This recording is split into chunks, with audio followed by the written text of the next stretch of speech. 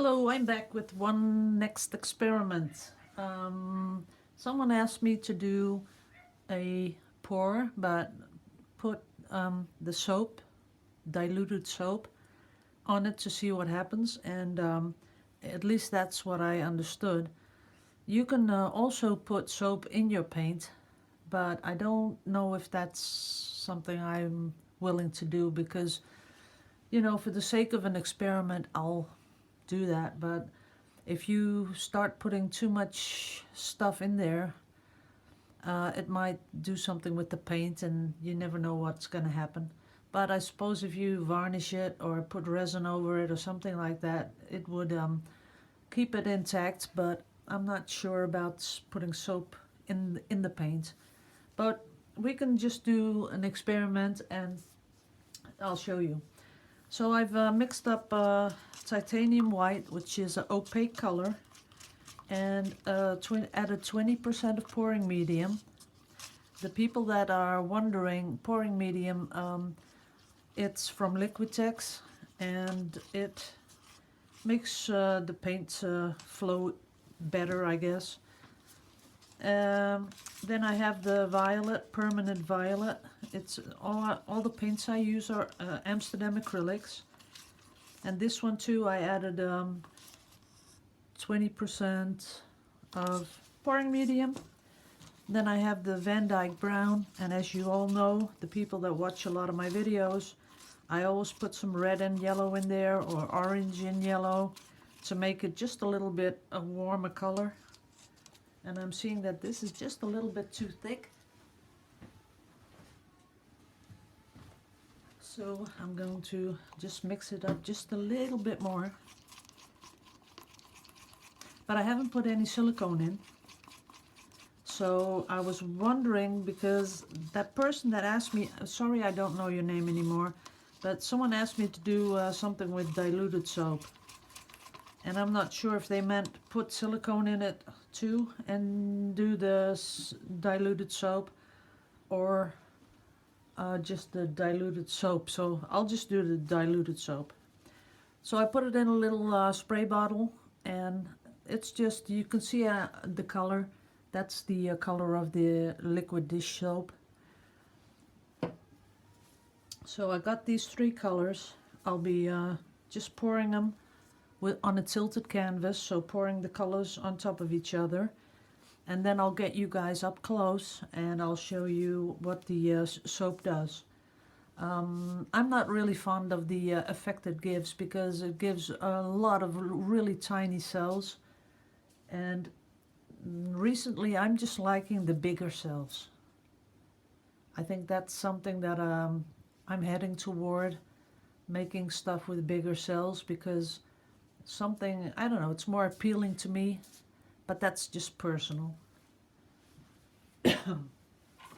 Then again, I want to explain the torch, because there are a lot of people asking, keep asking, what kind of torch is it, where can I buy one? It's a cooking torch. If you can see here on top, it says chef torch. So a cook will use this to make that creme brulee and burn the sugar on top.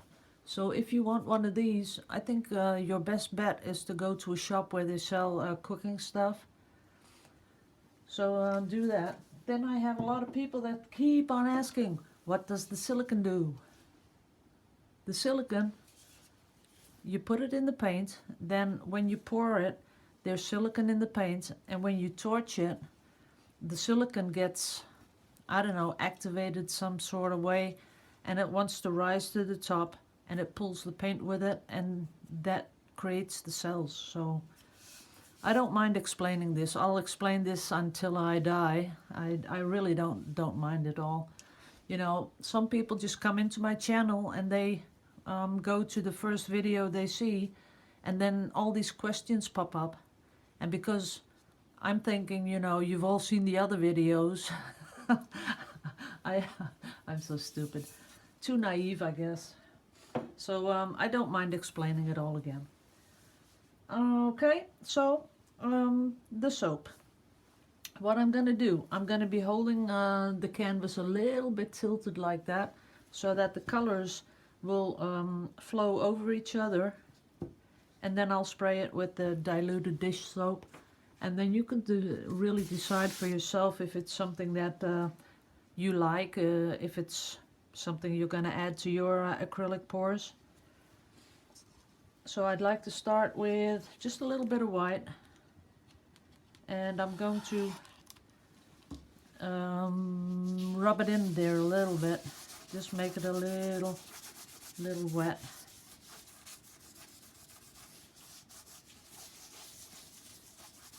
Just like that, maybe a little more, because I want the other colors to really flow down this canvas. So making it a little wet will help. You can also do this with a little bit of water. There's no trouble at all. That's it. And then when I leave negative space, at least I have something on the canvas. So that's it. You can see it really shiny. Then I want to pour, here we go, like purple.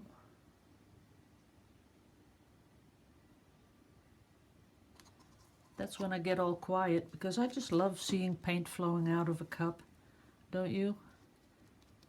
It makes me really calm as zen. Then we get the brown. Pour it right next to it. Give it a little bit more space. Like that. And a little bit down here. And then let it roll down the canvas a little bit. Here you can see the brown going over the purple. I like that. And the other way around. Oops. So that's that. And then come back in with the white.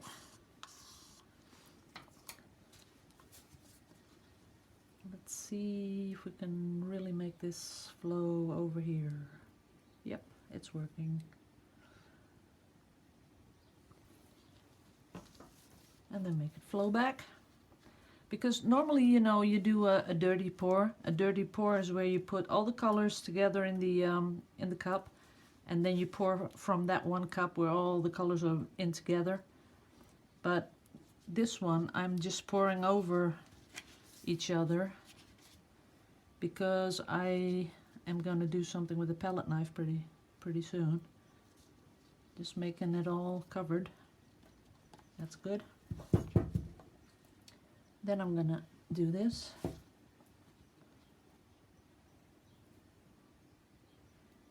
Because it doesn't have to look pretty. The only thing that I want to show you is what the soap does. So there we have it. It's covered.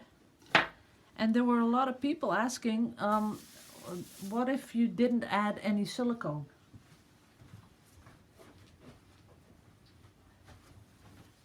So I guess I'll just answer that question right away too, because as you see, it's all mixed together on the canvas. And right now, when I get my torch, the only thing you see happening is, I'll put it up close a bit. The only thing you see happening is that the little air bubbles are popping. But nothing, no cells, no nothing. See that? Nothing's happening at all.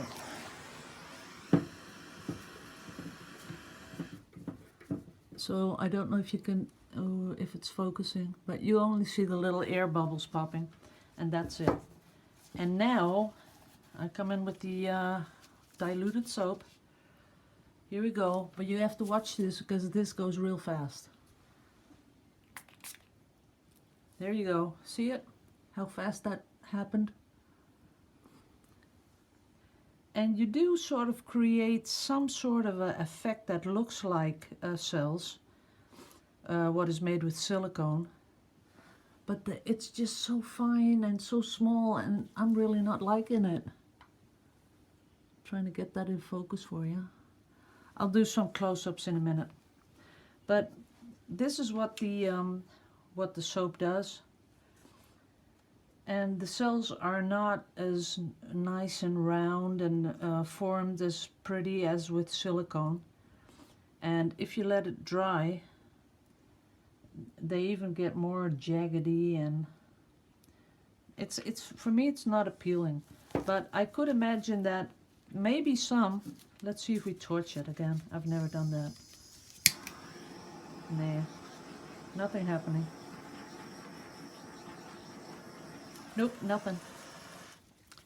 See, I could imagine if you use it like in a part of your painting, but not like this, because I don't think it's appealing at all. I'll get a close-up.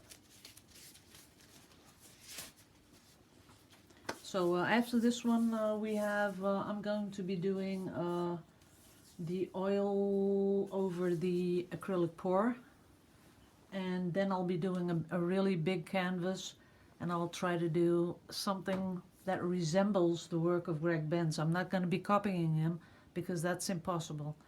You know, no way, even if you try like for 100 years, everyone has their own style, and it's not something you can just copy like that.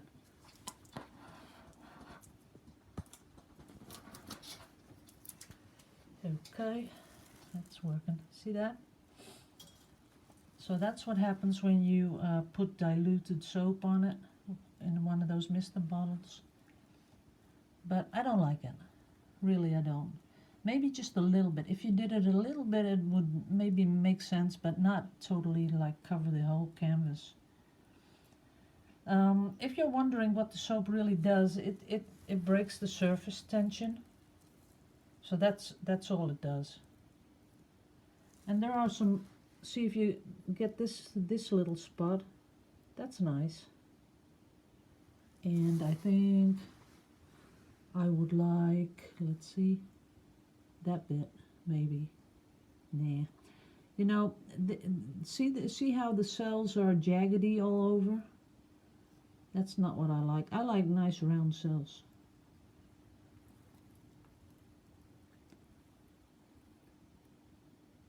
No, it's not really something I will be doing a lot of.